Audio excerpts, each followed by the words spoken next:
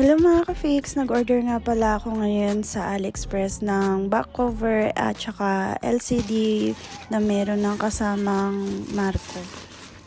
Yung nabili kasi namin nung una sa supplier is hindi siya okay, so nag-order na lang kami. Actually, first time naming mag-order online. So, ito na siya. Tingnan natin kung okay naman yung pag-order online. Ayan, very well packed naman siya. Okay na okay yung packaging niya. So, sana, hopefully, okay yung nasa loob. So, buksan na natin siya. So, ayan, ganyan siya sa loob.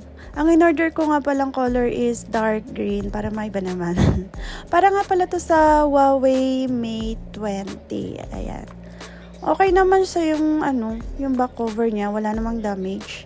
At ang maganda dito, meron pa pala siyang kasamang ang cover ng back camera. Ayos. Ayan, so buksan natin ngayon itong pa LCD kung okay. Hopefully okay to. Kasi medyo mahal yung LCD, alam niyo naman. So ayan, dahan-dahan lang yung pagkat, baka mapasuksok na ko po. So ayan, open natin. Okay, may kasama na siyang screwdrivers na maliliit. Ayan, if ever nawala kayo. Tapos meron din kasamang tempered glass. Ayan.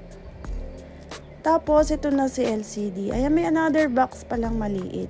So, buksan natin and tingnan na natin yung LCD kung okay ba siya.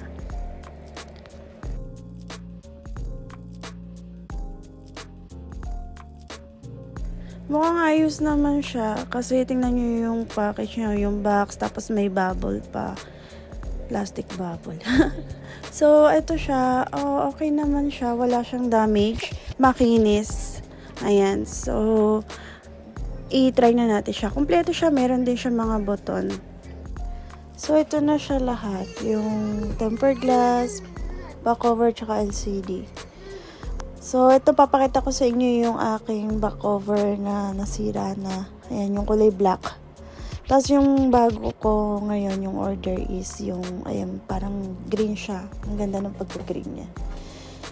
So, ang kagandahan dito is may kasama na rin siyang cover ng camera. Ayan.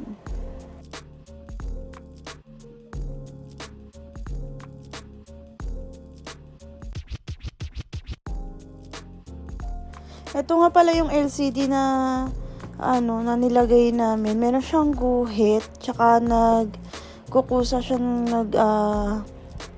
nagta-touch yung screen, kaya papalitan natin siya. So, ayan, tatanggalin natin yung mga flex na nakakabit din sa board. So, gagamitin natin yung kasamang mga screwdriver. Ayan. Natanggal na namin yung back cover niya, which is pinakita ko na before. So, ayan, tatanggalin natin lahat ng mga screw niya dito sa likod.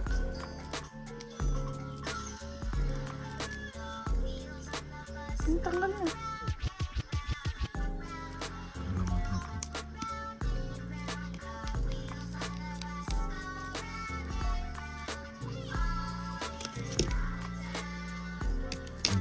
And then after nun, alisin na muna natin yung battery. Siyempre kanina habang inaayos, tinatanggal natin yung mga tornilyo niya.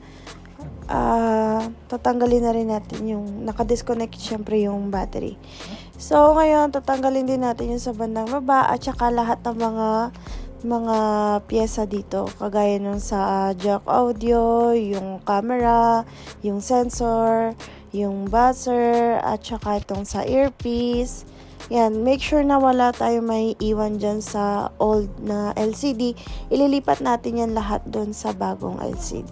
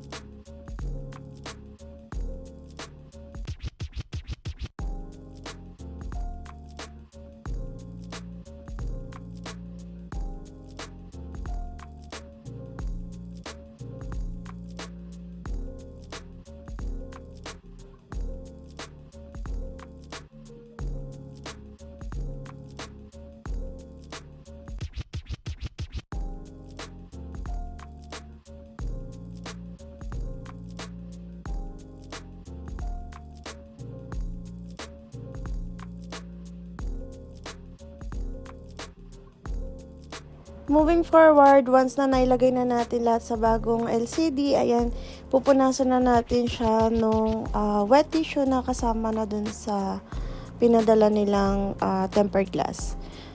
Ngayon, nilalagay na natin yung tempered glass kasi maganda na laging meron tayo nito para hindi magasgas yung LCD natin, or kapag nalaglag siya or something, mas nauunang mabasag yung tempered bago yung LCD.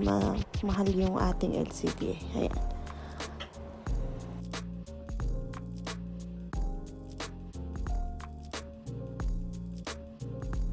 So, ayan, tapos na tayo mga ka-fix. Ayan na yung final look niya. Ayan yung likod. Ito yung harap, may tempered glass na. Ayan na. Thank you so much for watching mga ka-fix. Ayan, very good quality din naman siya. Maganda yung display niya and then yung color. Ayan.